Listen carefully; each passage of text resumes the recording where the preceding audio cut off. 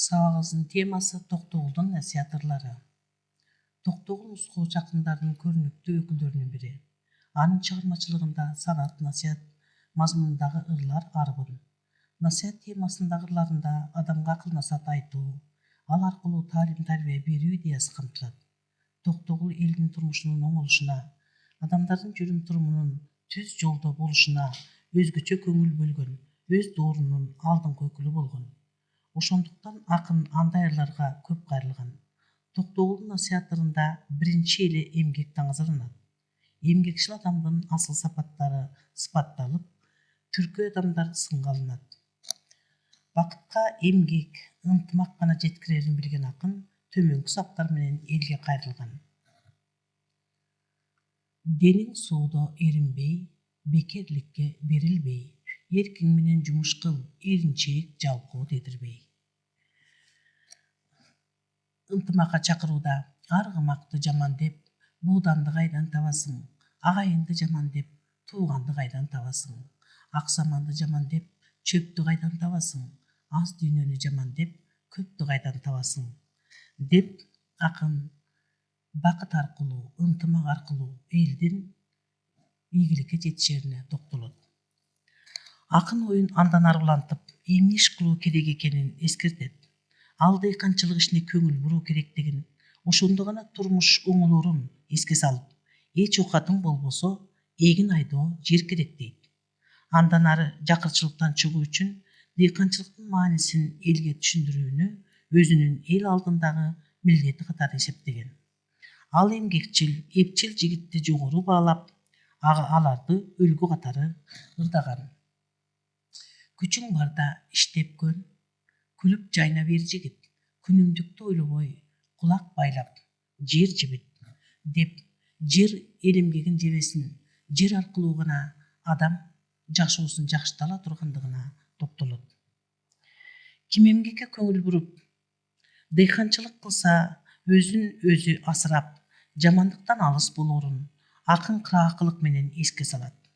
Акындын ою, көз карашы боюнча эмгек жашоонун, өмүр сүрөөнүн булагы. Алсак, мындай деген саптар бар. Эгин айдап, чөбүң чап, эмгегиңден пайда тап. Азамат болсоң ак иштеп, аздыр көптүр малың бак. Деп дагы эле кайрадан эмгекке кайрылып, мына ушун кайрылган. Насыятта айтылган ар бир сөз эске бек сактай турган асыл насаат. Ушуларында акылдуулук маселеси дагы көтөрүлгөн. Акылдуу адам гана турмушта туура жолдо жүрүп, өзүн кармай билет. Акылдуу эмгеги менен баар таап, эч кимге кор болбойт. Малы бар деп башкаларга көз артып, ага суктанбайт. Уурулукка малынбай таза жүрөт деген ойду айтат. Акын өткөн тарыхый кырдаалга туура баа берип, элди эзүүчүлөрдү жана эзүүнүн ар түрдүү жолдорун мыскылдап ырдаган. Ошол кездеги терс көрүнүш катары сүткорлукту сынга алат. Ал элге кайрылып, өз оюн төмөнкүчө баяндаган. Карыздар болбо сүткордон, бардык малын сүт кылат. Бир жылда 2 туудуруп, жарым сомун бүт кылат. Убагында бербесең, бийге салат тыткылап. Бий болуштар башыңдан арылбаган жүт кылат, деп жазат. Чындыгында эле жарды жалчылардын эзилишинин туура баамдаган акын өз көз карашын, оюн күчтүү сезим менен бере алган.